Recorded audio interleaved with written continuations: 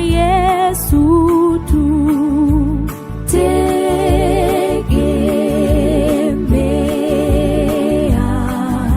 salama bila hatari, tegemea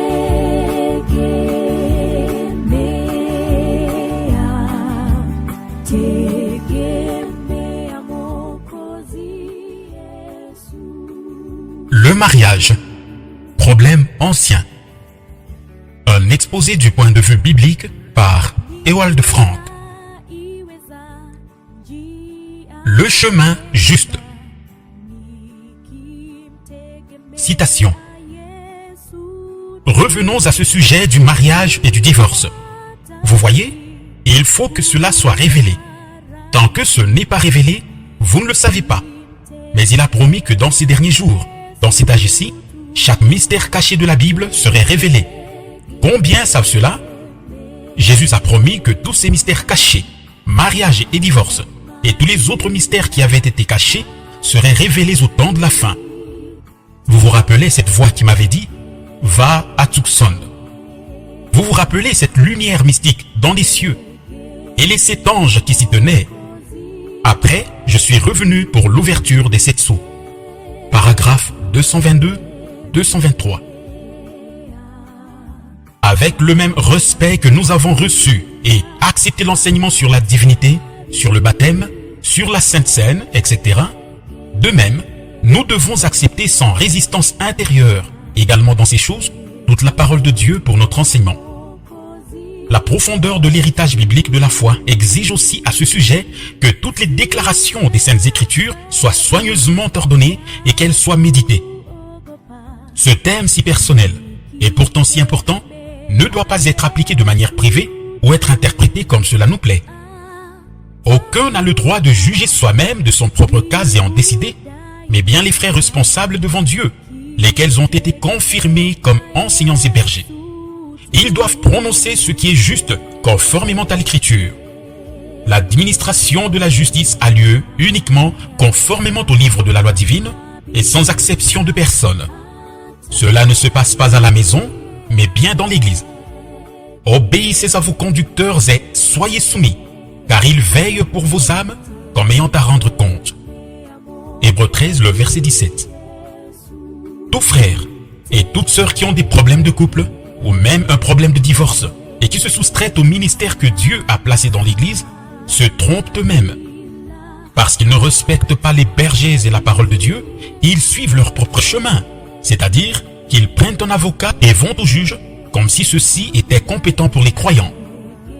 Celui qui, lors d'un problème de couple, s'adresse dès le commencement à ceux du monde, au lieu de choisir le chemin biblique, se place sous l'influence du méchant, se trouve en révolte ouverte contre Christ qui est la tête du corps, lequel est son Église, et rend nulle pour lui-même la parole de Dieu.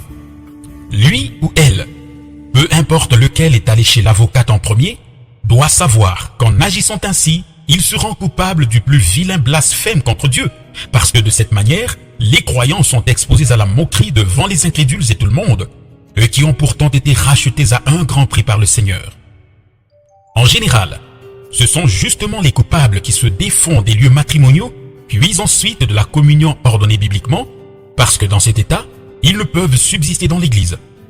Trop volontiers, ceux qui ont tort prétendent bien sûr que quelque chose ne joue pas dans l'église, ni avec les frères engagés dans le service. À leurs propres yeux, eux seuls ont raison. Mais selon le jugement des Saintes Écritures, ils permettent au diable de les détruire, ainsi que les autres.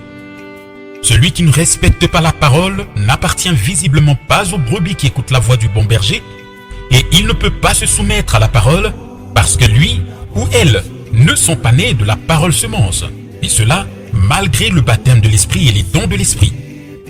À ce sujet, frère Branham dit si pertinemment lorsqu'il parle des 3 cercles, c'est-à-dire des 3 domaines, âme, esprit, corps. Maintenant, il se peut que les gens vivent dans cet esprit. Il se peut qu'ils dansent dans l'esprit. Ils crient dans l'esprit. Ils vont à l'église dans l'esprit. Et il se peut très bien que le véritable Saint-Esprit de Dieu oigne cet esprit. Mais pourtant, ils sont perdus et possédés du démon avec cet esprit.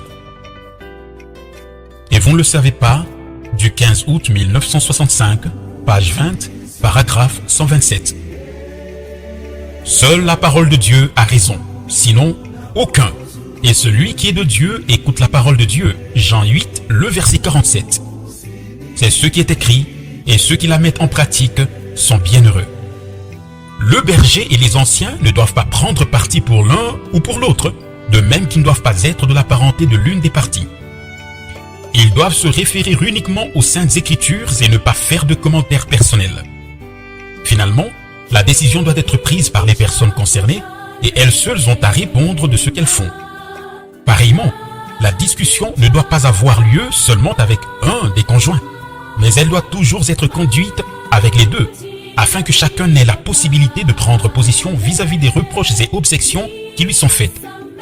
Si l'on n'agit pas de cette manière, les plus mauvaises choses peuvent être déjà prévues au programme. Chacun peut alors répandre n'importe quelle affirmation et calomnie.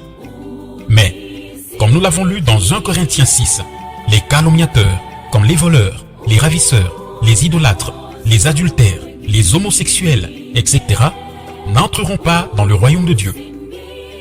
En ce qui concerne le jugement, le Seigneur commande: vous ne ferez pas d'injustice dans le jugement. Tu n'auras pas égard à la personne du pauvre, et tu n'honoreras pas la personne du riche. Tu jugeras ton prochain avec justice. Tu n'iras point çà et là médisant parmi ton peuple. Tu ne t'élèveras pas contre la vie de ton prochain. Moi, je suis l'Éternel. Lévitique 19, les versets 15 et 16. À maintes reprises, Paul avertit: et ne donnez pas occasion au diable, le calomniateur. Éphésiens 4, le verset 27. Lorsque quelqu'un a sur le cœur la communion conjugale, il laissera les choses privées à l'endroit qui leur appartient, c'est-à-dire à la maison. Les époux doivent parler de tout ensemble, mais non pas l'un de l'autre. Ils doivent parler sur toute chose, non disputer sur elle, mais prier pour elle. Ils doivent aussi se donner du temps l'un à l'autre pour examiner et recevoir ce que le conjoint a exposé. Dans chaque mariage et dans chaque famille, il y a des problèmes qui doivent être solutionnés, mais en cela aussi cette parole convient. Soyez en paix entre vous. 1 Thessaloniciens 5, le verset 13. Et aussi, tout est possible là où l'on croit conformément à la Bible. Et là où se trouve une seule volonté, là se trouve un chemin. Quand on n'a plus la volonté de continuer, on ne cherche pas de chemin pour continuer de marcher ensemble. Celui qui porte un problème de couple devant tout le monde commet une trahison à l'égard de son conjoint, détruit la confiance et se ferme à lui-même le chemin de retour. Aussitôt, on se trouve sur un chemin de non-retour qui se caractérise par la dureté. On s'en va à sa perte sans considération, sans prendre garde à celui qui est entraîné dans la chute ou dans les dommages.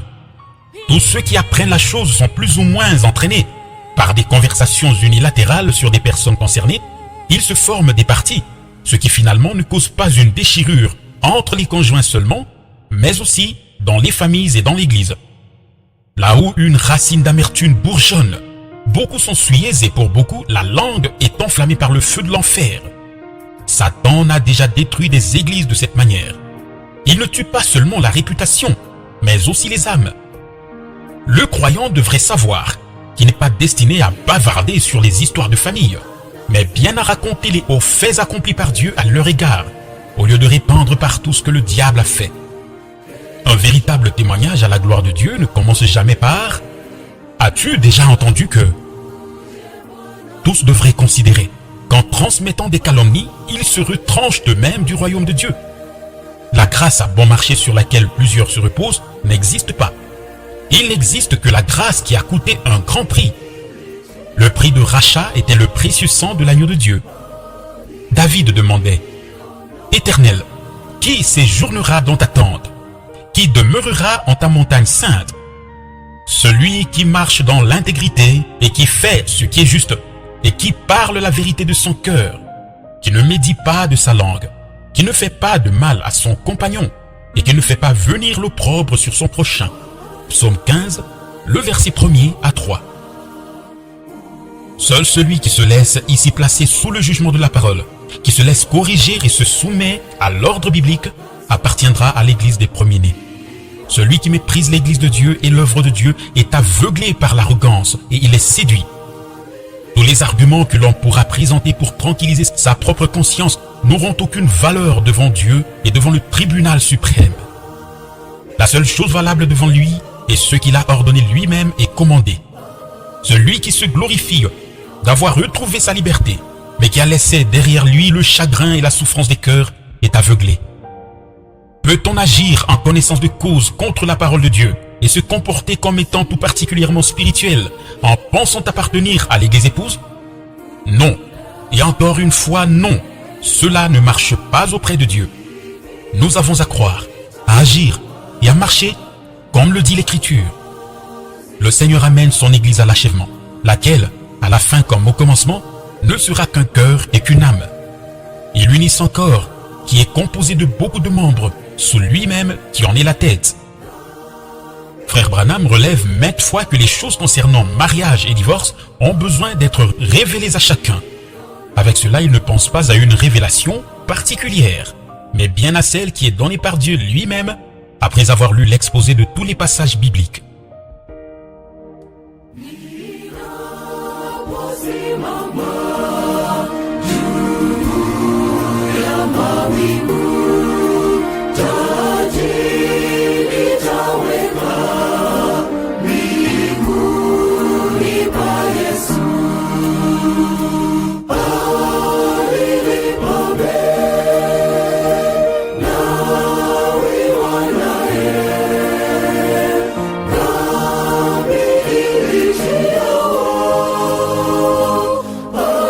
Holy